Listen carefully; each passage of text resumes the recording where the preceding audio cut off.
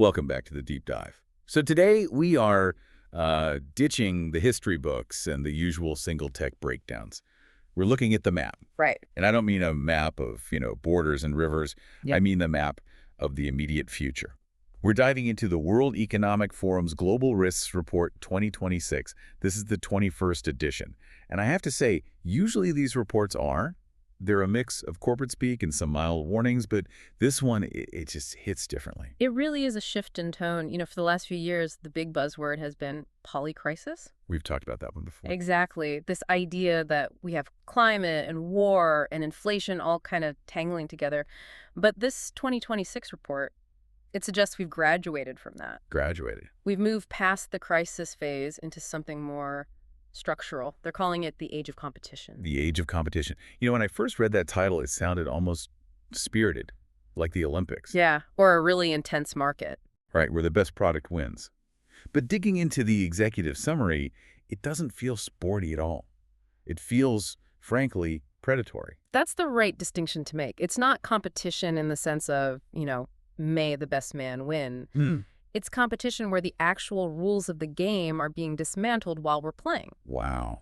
And just to set the stage for everyone listening, this isn't just a few analysts guessing in a room in Geneva. This data comes from over 1,300 global experts, leaders in business, government, academia.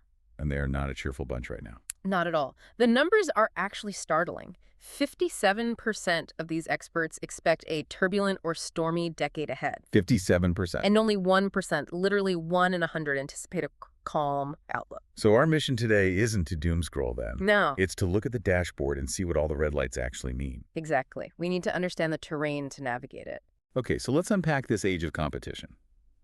The report uses a phrase that stuck with me immediately, but I struggled to really wrap my head around it in practice. Multipolarity without multilateralism. It's a bit of a tongue twister.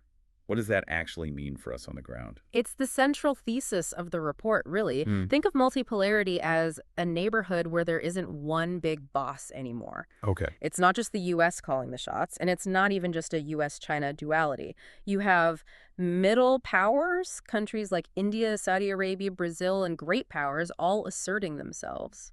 So everyone has a voice and some muscle. Everyone does, which in theory sounds democratic. Yeah, it does. But the second half, without multilateralism, is the kicker. It means the frameworks we used to use to coordinate all those voices. Like the UN, the WTO. Exactly. Those big trade agreements, they're all crumbling. They just aren't effective anymore. Though, if we're using the neighborhood analogy, it's like everyone has built higher fences, bought bigger guard dogs, and the homeowners association is basically dissolved. That's a perfect way to put it. The HOA board meetings are empty, or people just show up to shout at each other and then leave. And since nobody trusts the association to enforce the rules, everyone starts taking matters into their own hands. And that leads us to the #1 risk identified in this report for the next 2 years, geoeconomic confrontation. Geoeconomic confrontation. That sounds like bureaucratic jargon. But the report frames it as something very aggressive. Is this just trade wars? Because we've had tariffs for years. It's evolved way beyond just tariffs. It means that economics is no longer just about business efficiency. It's about statecraft and security. So what? Trade, finance, technology, they're all being used as weapons of influence. That's the exact phrase from the report. We're seeing investment screening, export controls, sanctions, and they're not just being used to protect local industries, but to actively kneecap competitors. But hold on, isn't that just politics? I mean, hasn't that always happened? It has. But the scale and the integration are totally different now. We spent 30 years building this hyper-globalized world where our supply chains were all woven together. And unraveling that is messy. It's a zero-sum game where global integration is retreating.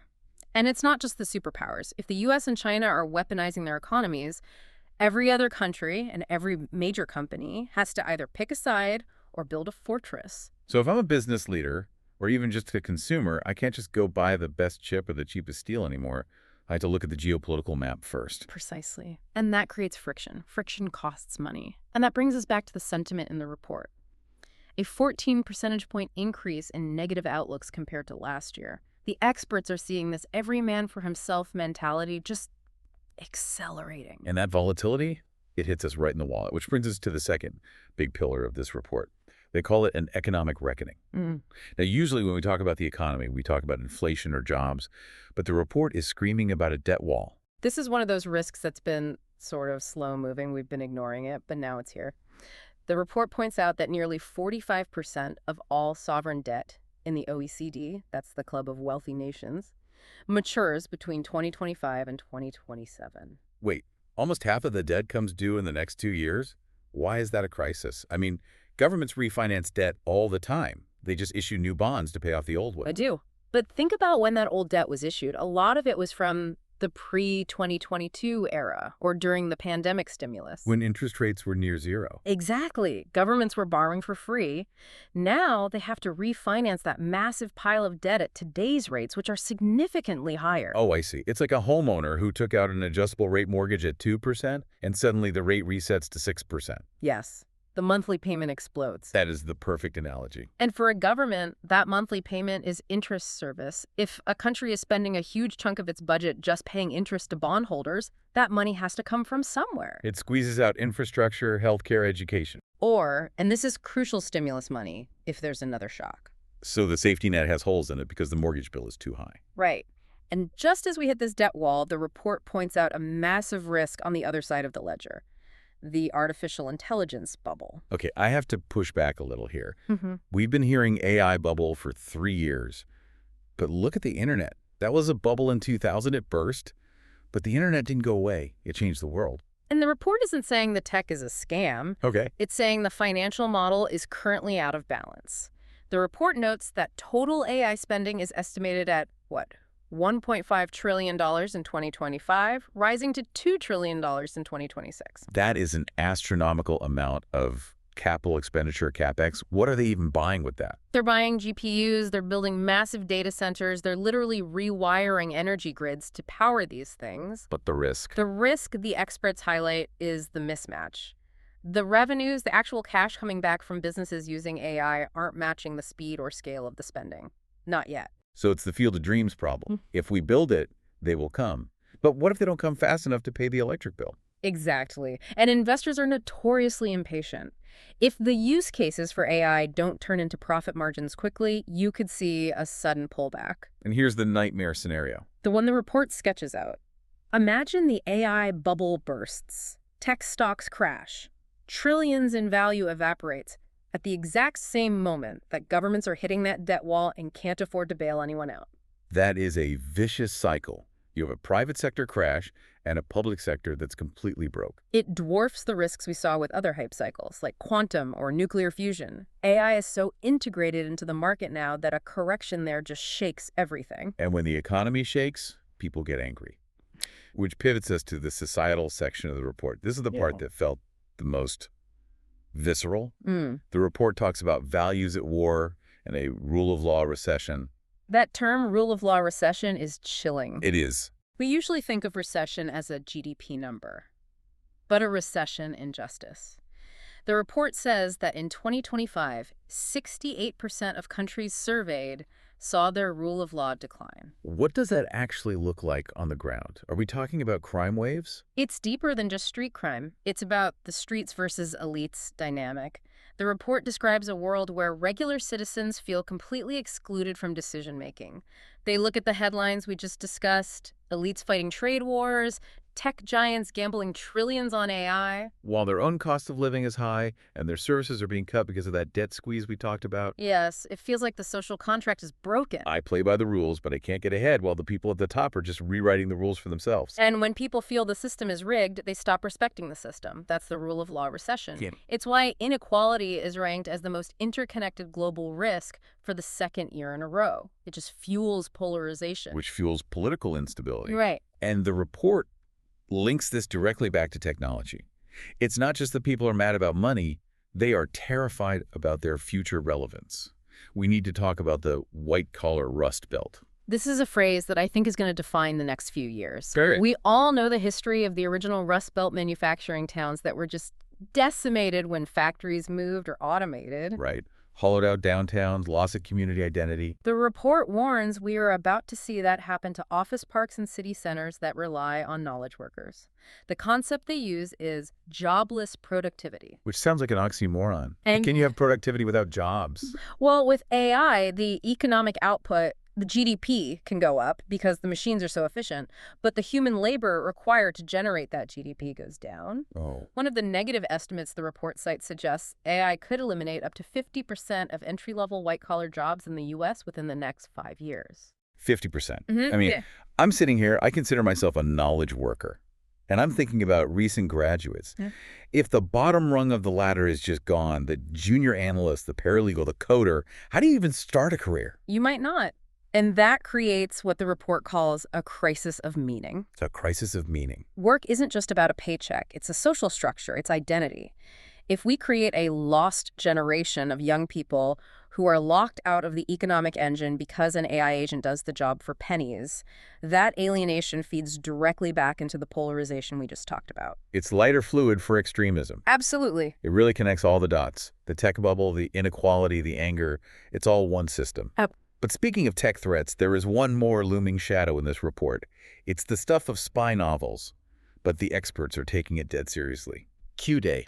Yes. If AI is the threat to our jobs, quantum computing is the threat to our secrets. We've touched on quantum before, but define Q-Day specifically in the context of this report.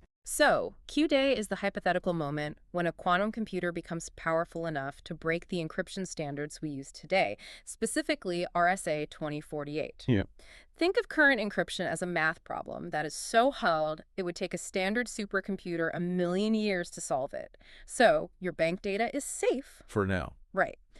A quantum computer, though, it doesn't just solve the problem faster, it changes the math entirely. It can find the answer almost instantly. And when that happens, Q-Day, the lock on every bank account, every power grid, every state secret, it's broken. All at once. But is this a 2026 problem? I always thought this was decades away. The timeline has collapsed. The report says 53% of quantum experts now believe there is at least a 50% likelihood of this happening within the next decade. So it's squarely in the window of strategic planning. It has to be. But here's the part that really freaked me out. You might think, okay, 10 years, I'll update my password in 2030. Right. But the report mentions a strategy called harvest now, decrypt later. That sounds ominous. It is. This is the part that keeps security experts up at night.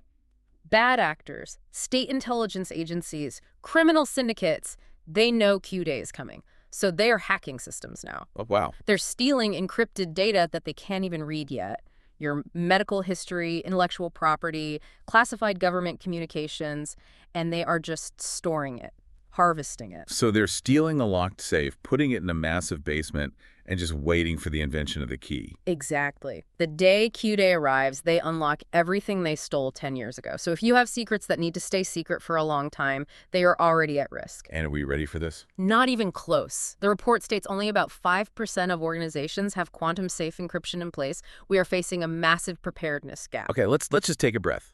We have geoeconomic confrontation, a debt crisis, an AI bubble, a white-collar rust belt, and quantum hackers waiting in the wings. If the global order is broken and the HOA is dissolved, how do we fix this? Because the report does offer a path forward, right? Or is it just a eulogy? It's not a eulogy, but it is a major reality check.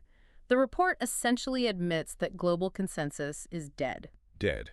We aren't going to get every country in the world to hold hands and sign a new treaty to fix all this. The trust is just gone. So if we can't save the whole world at once, what do we do? The report calls for coalitions of the willing. Coalitions of the willing. That sounds a bit military, doesn't it? It does have that connotation, but it means moving away from universal agreements to smaller, more strategic groups. Since we can't agree on everything, we agree on something with someone. Can you give me an example? Sure. Think about something like the Chip 4 Alliance for semiconductors. It's just the US, Japan, South Korea, and Taiwan. They agree on tech standards and supply chains, excluding others. Okay. Or think about climate clubs. Instead of waiting for the whole UN to agree on carbon pricing, maybe the EU and a few other nations just agree to a carbon border tax zone among themselves. So it's compartmentalized. We might be fierce rivals with a country on trade tariffs, but we might be in a coalition with them on AI safety. That's the hope. It's a very pragmatic, almost cynical way of viewing cooperation. It's not about friendship. It's about survival. It's recognizing that we have to keep the lights on and the economy moving, so we collaborate where we absolutely must, like preventing a pandemic or a runaway AI, and we compete tooth and nail everywhere else. It's messy. It is very messy. It lacks the idealism of the post-Cold War era, but the report argues it's the only realistic mechanism left. So to summarize the map we're looking at, we've entered this age of competition where the global neighborhood is fracturing and economics is a weapon. We're facing an economic reckoning with a massive debt wall hitting right as the AI investment bubble faces a reality check. Right. Society is fraying under a rule of law recession driven by the fear of white-collar rust belt and the loss of human relevance. And in the background, a quantum clock is ticking down to Q-Day. It's a landscape that requires us to be incredibly agile. You just can't rely on the old stability. And that leads me to a final thought I want to leave the listener with. We talked about the crisis of meaning regarding AI. Yes. The report treats this as a risk, a source of unrest. But I want to push it a step further. If this age of competition forces every nation to focus entirely on efficiency, on security, on economic warfare, and if AI eventually takes over most of the cognitive labor because it's just more efficient, what happens to the value of being human? We are spending trillions building digital infrastructure and energy infrastructure. But are we preparing our internal infrastructure for a world where our traditional value, our work, is automated? That is the ultimate question. If we solve the security problem and we win the economic war, but we lose the human element in the process, what was the competition even for? Exactly. It's a heavy question, but one we need to ask. Stay curious, stay adaptable, and despite the storm warnings, keep swimming. No. Thanks for diving deep with us. Bye.